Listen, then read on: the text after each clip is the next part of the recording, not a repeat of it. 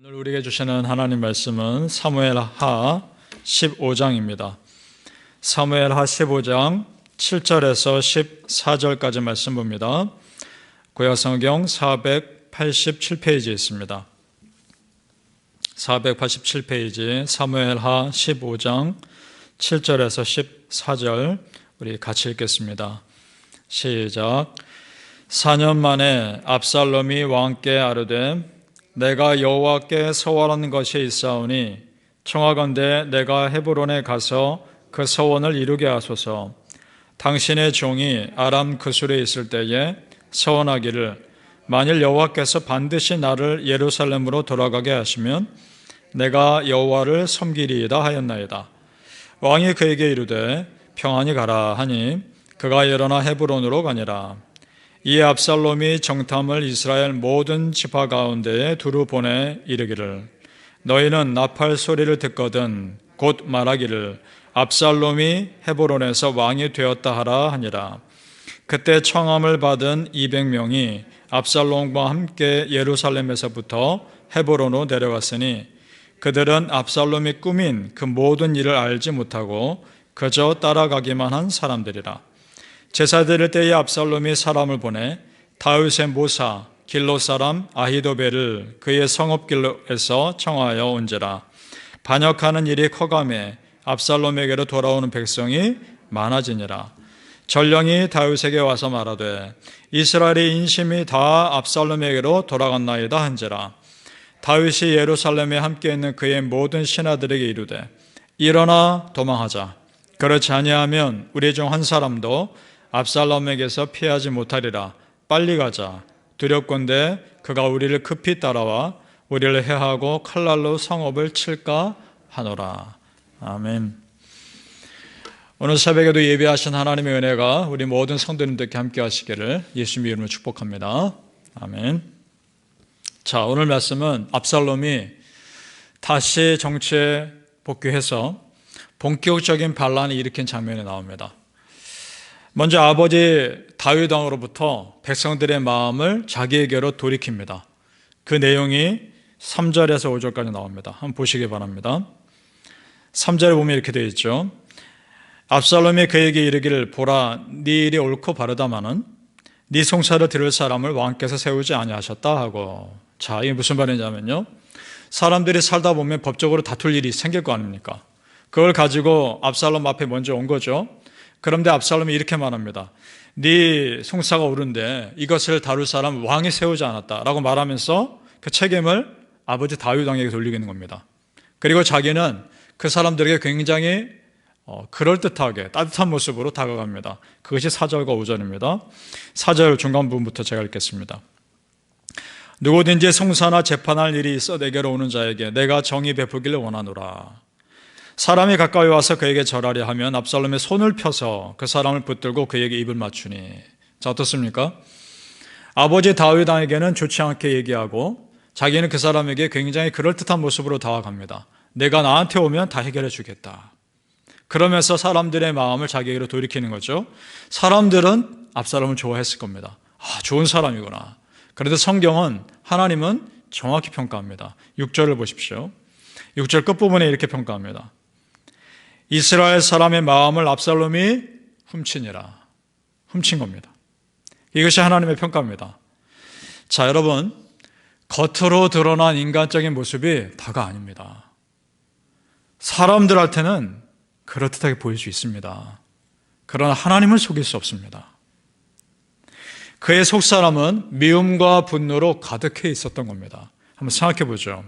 자기 형 암논을 죽이기 위해서 2년을 기다렸다고 그랬죠. 그럼 2년 동안 그 미움이 그 안에 있었던 것이고, 그 사건 이후에 그술이라는 땅으로 도망가서 3년을 있습니다. 아버지에 대한 서운함이 그 안에 있었을 것이고, 돌아와서 2년 동안 가택연금 비슷한 생활을 하죠. 그 역시 2년 동안에 아버지에 대한 마음이 좋지 않았을 것이고, 지금 이렇게 정치에 다시 복귀해서 반란의 마음을 키우는 그 해가 4년입니다. 전부 몇 년입니까? 11년입니다. 11년 동안 미움과 분노와 서운함과 반란의 마음이 그 안에 가득했던 겁니다. 그러니까 그 11년 동안에 그 안에 그런 마음이 가득했었던 거죠. 아마도요, 그 마음은 병들 대로 병들었을 겁니다. 겉으로는 아주 그랬을 듯한 모습이었을지 모르겠지만, 자, 우리 7절을 우리가 오늘 본문에 읽었습니다. 저 부분에 이렇게 되어 있죠. 4년 만에 압살롬이 왕께 아뢰되, 4년 동안 자기가 반란 일으킬 준비는 다 했다 이겁니다. 준비가 된 겁니다. 그리고 헤브론에 가겠다라고 말하고 많은 신하들을 데리고 갑니다. 반란 일으킬 걸 모르고 신하들은 따라간 거죠. 그 다음 10절을 보시죠. 본격적으로 반란을 공식화합니다.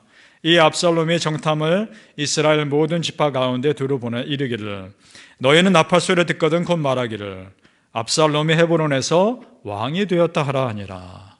공식적으로 반란을 일으킨 겁니다. 자, 여러분, 왜 그가 그토록 아버지에 대해서 이런 마음을 버리지 못하고 있었을까? 왜 11년 동안이나 이 반란의 마음, 미움의 마음을 키우고 있었을까? 이런 생각을 한번 해봅니다. 왜 그랬을까? 자기 여동생 다말을 범한 암논에 대해서 다윗 왕이 화는 내면서도 그의 적절한 조치를 취하지 않은 것에 대한 원한이 있었을 겁니다. 압살롬 자기 여동생 끔찍하게 사랑했습니다. 그래서 자기 딸의 이름도 여동생 이름과 똑같이 짓거든요. 그 정도로 아꼈습니다. 그런데 여러분, 그렇다고 해서 그것이 아버지에 대한 반란을 정당화해 주지는 않는 겁니다. 그리고 자기가 예루살렘 돌아왔을 때 아버지가 자기를 따뜻하게 맞이하지 않죠. 그에 대한 서운함, 그리고 왕이 되고 싶은 욕심, 이 모든 마음들, 미움, 서운함, 분노와 욕심, 이런 것들을 그 안에 그대로 쓴뿌리로 남아둔 겁니다. 그러니까 압살롬은 평생 10년이 넘는 시간을 미움과 분노의 감옥 속에 살아온 겁니다. 참 불쌍한 인생인 겁니다. 여러분, 우리 안에요, 그런 어두운 마음들을 그때그때 해결하지 않으면 우리 안에 그것들이 쓴뿌리로 자리 잡는 겁니다. 그래서 우리 마음이 병드는 겁니다. 바라기는 성도님들, 내 안에 나도 모르는 그 미움의 마음들, 분노의 마음들, 어둠의 마음들 불쑥불쑥 솟아날 때 반드시 기도로 풀어내시길 바랍니다.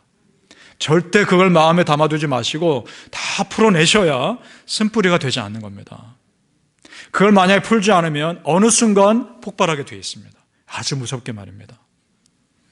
우리 성도님들 기도하면서 그 마음에 그런 것들을 다 뽑아내시고 그 빈자리에 오직 하나님의 은혜와 사랑만이 가득하시기를 축복합니다. 따라서 할 수 있는 한 선을 베푸시고, 할 수 있는 한 사랑하시고, 할 수 있는 한 용서하시기 바랍니다. 얼마 남지 않은 우리 삶, 미움과 분노와 서운함과 그런 것들이 가득한다면 그거 얼마나 안타까운 일입니까? 갈라디아서 6장 9절에서 10절입니다. 이런 말씀이 있습니다. 우리가 선을 행하되 낙심하지 말지니 포기하지 아니하면 때가 이름에 거두리라. 내가 선을 행하는 거 언젠간 다른 사람 알아준다는 겁니다. 그리고 10절, 그러므로 우리는 기회 있는 대로 모든 이에게 착한 일을 하되 더욱 믿음의 가정들에게 할지니라. 아멘. 함께 믿음 생활하는 사람에게 더욱 선을 베풀라, 이런 말씀하고 있는 겁니다. 그럴 수 있기를 축복합니다. 사랑하는 성도님들, 어둠의 마음들 들 때마다 예수의 이름으로 쫓아내시기 바랍니다. 내 안에 그런 쓴뿌리가 들 때마다, 내 안에 죄된 마음이 들 때마다 예수님의 보혈로 다 씻어낼 수 있기를 예수님의 이름으로 축복합니다. 반면에요, 다윗은 달랐습니다. 충분히 미워할 수 있는 상황인데 미워하지 않습니다. 그리고 그 상황은 그저 묵묵히 받아들이더라 이겁니다. 14절을 보시겠습니다. 다윗이 예루살렘에 함께 있는 그의 모든 신하들에게 이르되 일어나 도망하자. 그렇지 아니하면 우리 중 한 사람도 압살롬에게 피하지 못하리라. 빨리 가자. 두렵건대 그가 우리를 급히 따라와 우리를 해하고 칼날로 성읍을 칠까 하노라. 아멘. 자, 정상적인 반응은요, 맞서 싸우는 겁니다. 그리고 지금 왕은 다윗 아닙니까? 아무래도 다윗이 더 힘이 있을 것 같지 않습니까? 그런 생각하지 않습니다. 싸우지 않고 이 상황을 빨리 받아들입니다. 왜 그랬을까요? 지금 다윗은요, 이런 모든 되어진 상황이 자기가 지금까지 지은 죄에 대한 하나님의 심판으로 직감한 겁니다. 왜냐? 나단 선지자가 자기의 죄를 책망할 때 그 선지자가 이렇게 말한 적이 있습니다. 칼이 당신의 집에서 영원히 떠나지 않을 것이다. 당신의 죄로 인해서. 그거를 알고 있습니다. 그러니까 이 압살롬의 이 반란의 칼도 그 하나님의 심판의 한 과정이라 받아들인 겁니다. 만약 내가 이것이 겪어야 할 고난이라면, 하나님의 심판의 하나라면 빨리 받아들이고 빨리 통과하는 게 지혜로운 것입니다. 다윗은 그것을 안 거죠. 그래서 이 모든 과정 가운데 받아들이며 하나님께 오히려 더 붙들고 의지하고 있는 겁니다. 그가 또한 이것을 빨리 받아들이고 기도하며 하나님을 붙잡는 이유 중에 하나는 다시 회복해 주실 하나님을 믿었기 때문입니다. 지금까지 다윗의 삶이 그랬습니다. 위기 아닌 적이 없었습니다. 그때마다 하나님은 다윗과 함께 하셨고 반전의 역사를 일으켜서 그를 살려주셨습니다. 지금도 그러실 것이다. 믿은 겁니다. 그걸 어떻게 하시느냐? 마중 나온 제사장들이 있었습니다. 도망가는 다윗에게 마중 나온 제사장들과 그들이 언약궤를 갖고 옵니다. 언약궤가 함께 있다는 것은 굉장히 상징적인 거죠. 하나님이 함께 있다는 것이니까. 얼마나 다윗에겐 힘이 됩니까? 그런데도요, 돌려보냅니다. 자, 우리 25절을 함께 보시겠습니다. 25절 같이 읽겠습니다. 시작. 왕이 사독에게 이르되 보라, 하나님의 궤를 성읍으로 도로 메어 가라. 만일 내가 여호와 앞에서 은혜를 입으면 도로 나를 인도하사 내게 그 궤와 그 계신 데를 보이시리라. 아멘. 자기를 다시 회복해 주실 것을 기대하고 있는 겁니다. 지금까지 그랬던 것처럼. 그래서 시편 30편에 다윗이 쓴 시인데요, 그가 회복해 주시는 하나님의 은혜에 대해서 이렇게 고백합니다. 여러분 잘 들어보십시오. 그의 노여움은 잠깐이요 그의 은총은 평생이로다. 저녁에는 울음이 깃들일지라도 아침에는 기쁨이 오르로다. 아멘. 그렇습니다. 노여움은 잠깐이요 은총은 평생입니다. 우리가 저녁에는 울지 모르지만 아침엔 다시 웃을 겁니다. 그렇게 하시는 분이 우리 아버지 하나님이신 줄 믿습니다. 여러분, 우리가 믿음의 길에 서 있다면 하나님은 반드시 도움의 손길을 붙여주시는 분임을 믿으시기 바랍니다. 그런 믿음이 있는 다윗에게 하나님이 정말 충성된 사람들 붙여주셨습니다. 그래서 압살롬의 반란을 이기게 하십니다. 우리가 정말 하나님 편에 서면 하나님은 반드시 도움의 손길을 붙여주십니다. 실제로 군대는 압살롬에게 더 많았습니다. 그리고 사람들의 호응은 압살롬이 더 많았습니다. 다윗에게는 그저 소수의 사람들만 있었을 뿐입니다. 그런데 여러분, 압살롬에게는 없지만 다윗에게 있는 딱 한 가지가 있었습니다. 그것은 뭐냐? 여호와 하나님을 끝까지 믿는 믿음이었습니다. 믿음이 이기는 것입니다. 믿음의 사람이 이기는 것이며 하나님 앞에서 겸손한 사람이 이기는 것입니다. 사랑하는 성도님들, 오늘도 변함없는 믿음의 삶 사시길 바랍니다. 오늘도 여호와 하나님 앞에서 겸손한 은혜의 삶 사시기를 예수님의 이름으로 축복합니다. 아멘. 기도하겠습니다. 아버지 하나님, 믿음이 이깁니다. 믿음의 사람이 이깁니다. 하나님 앞에서 겸손한 믿음의 사람이 이기는 줄로 믿습니다. 그 사람에게 은혜 주시는 아버지 하나님, 피할 길을 열어주시는 아버지 하나님, 그 사람에게 도움의 손길을 붙여주시는 그 하나님이 나의 하나님이신 줄로 믿습니다.